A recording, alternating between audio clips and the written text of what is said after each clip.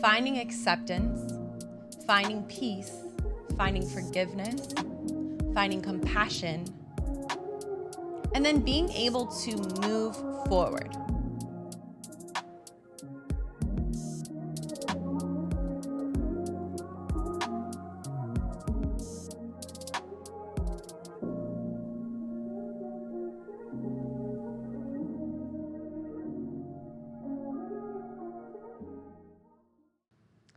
Hello, welcome to Authentically Aligned, a wellness podcast where we speak on all things wellness, from fitness and nutrition to meditation and mindfulness, healing, growth, and so much more.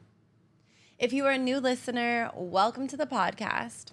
And if you are a returning listener, thank you so much for your love and support. And I want you to know that I'm sending you that same love and support right back. May is Mental Health Awareness Month. And as somebody who is so passionate about mental health and wellness, I have been sharing a series of journal prompts throughout the month to help with self-reflection, doing the deep inner work, healing, growth, discovering yourself so that you can optimize your own mental health and well-being. So for those of you who follow me on social media, you've seen that throughout the week, I have been dropping different journal prompts into all of these things: self-reflection, betterment of self, and just diving into yourself to give yourself the best mental health, mental well-being, and then in turn, physical health and physical well-being. As somebody who primarily works in the mental health and wellness space, mental health is such a prominent part of your journey. It's such a prominent part of any of the results that you want to see, any action that you want to take, any changes that you would like to make. And I have seen this in a majority of my clients, that a lot of their results, a lot of the action that they're wanting to take, the changes that they're wanting to make don't come until they address their mental health and until they are taken care of in a mental sense. So this is why I thought today it is important for us to talk about mental health. As we talk about mental health today, I encourage you to pause, to breathe, and take the time to really be present as you listen to or watch this episode. This is also my reminder to you that mental health is not a crisis. It's about everyday well-being, alignment, self-regulation, and choosing ourselves over and over again. So what is mental health? Mental health refers to a person's emotional, psychological, and social well-being. It affects how individuals think, feel, behave, as well as how they handle stress, how they interact for others, and how they show up for themselves on the daily. Our mental health is important in every phase of life, from early childhood to adolescence to adulthood. 1 in 5 U.S. adults experience mental illness each year. And globally, 970 million people live with a mental health disorder. Unfortunately, around 60% of people with mental illness don't receive treatment. This could be because of the stigma that surrounds mental health, or it could be lack of resources. And women are twice as likely to suffer from a mental health disorder than men. Anxiety, depression. Mental illness and mental health relates to our emotional well-being. It relates to the connection that we have between our mind and our body. And untreated mental health disorders affect the hippocampus in our brain. So this can lead to loss of memory, and this can also lead to loss of emotional regulation. And emotional repression can also increase the risk of chronic illness, inflammation, disease.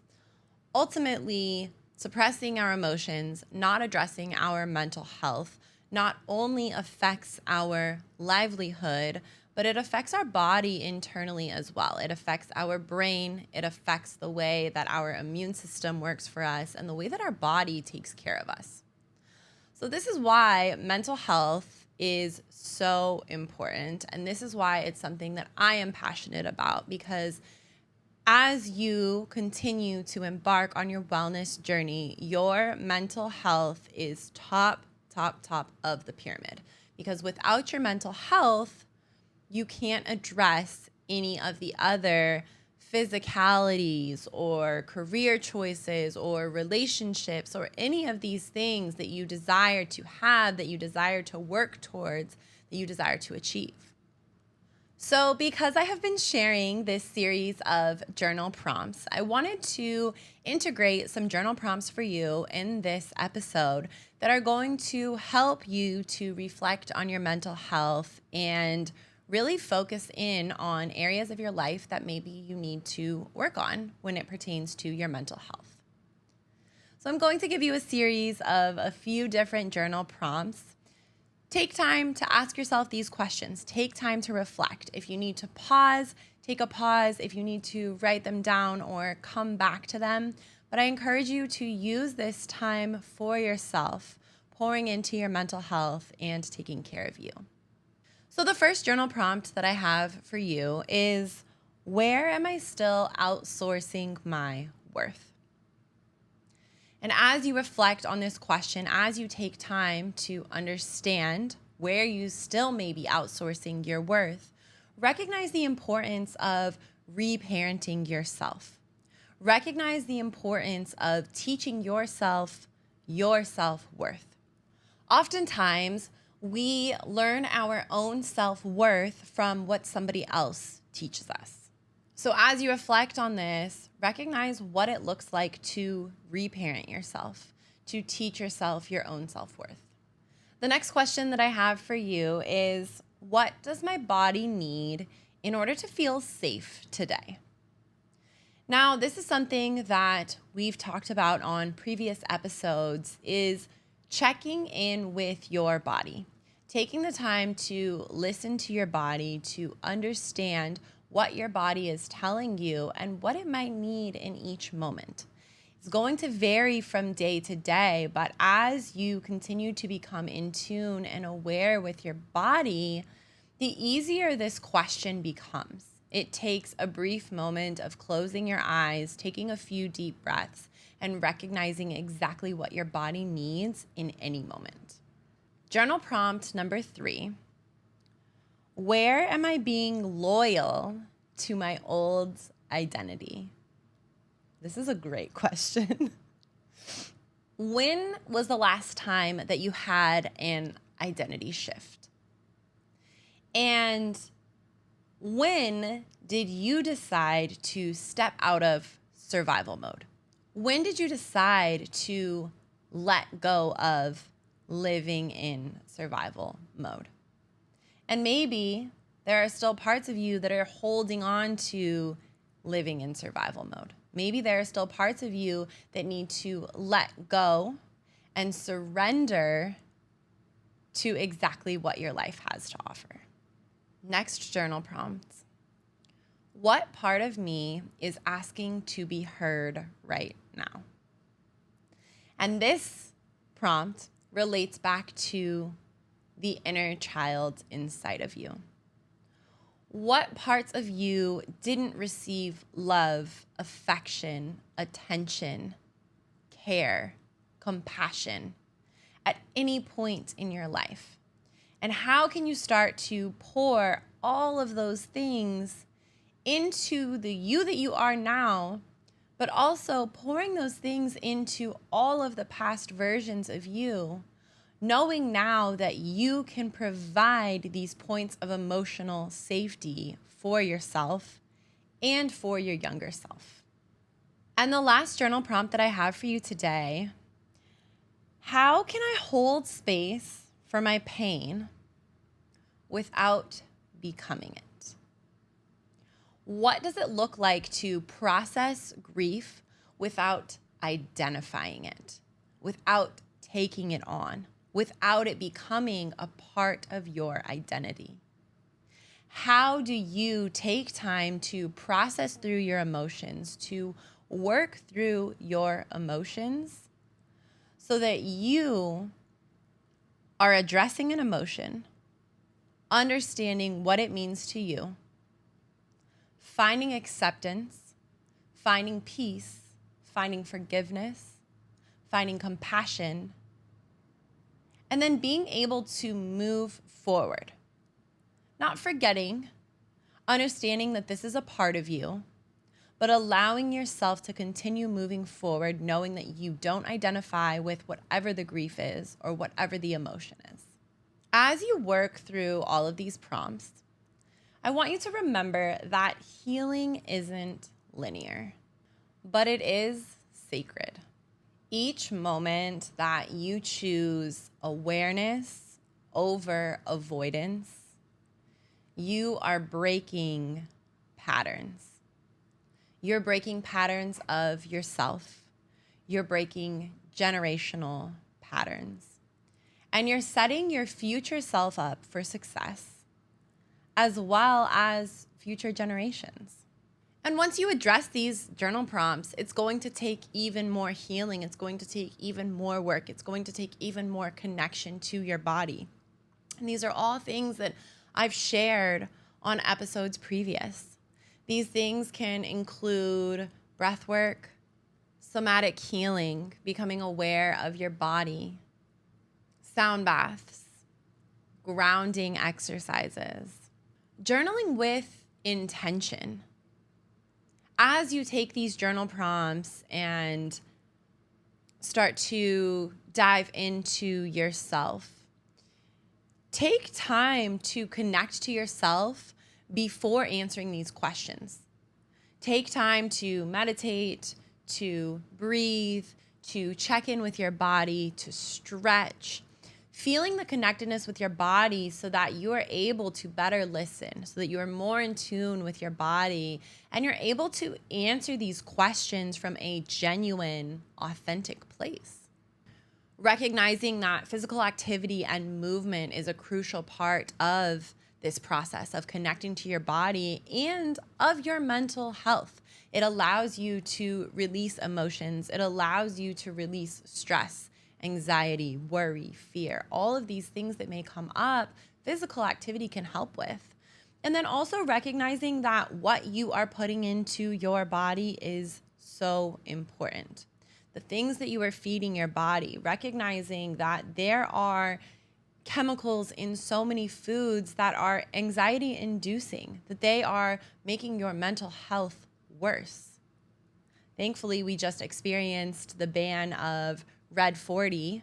I don't know exactly when that takes effect, but recognizing that chemicals like this, additives like this, do affect your mental health. And when you're in tune with your body, you can eat something, you can consume something, and then an hour later or the next day recognize, after I ate this, I felt so much more anxious. I felt sad. I felt stressed. I felt fear.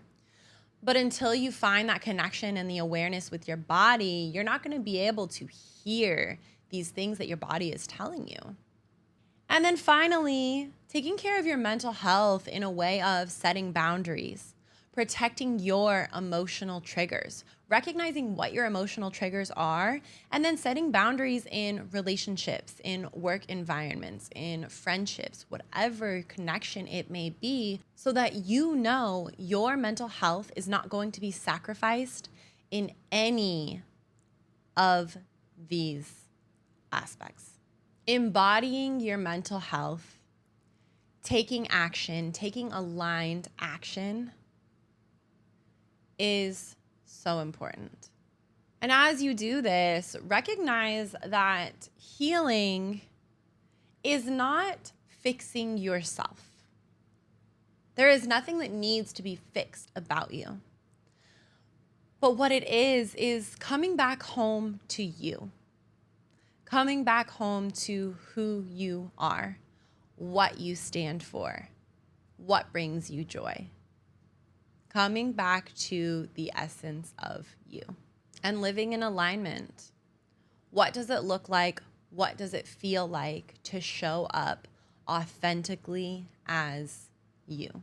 Taking responsibility for you.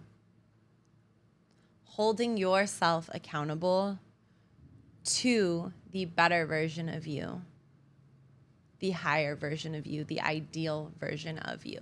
And as you are continuing on this journey, remembering consistency over intensity.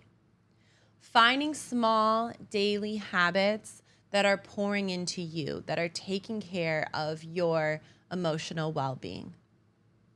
Practicing good hygiene for your mental health so that you're not waiting until you break down to make all of these changes. It should be an active choice every single day. And when you're actively choosing these things, you eliminate the breakdowns, you eliminate the burnout, you eliminate all of the negative feelings that come with emotional distress, that come when your nervous system is dysregulated.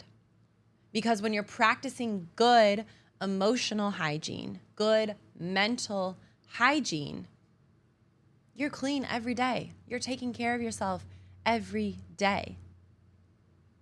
You don't have to worry about having a major breakdown because you have systems in place already.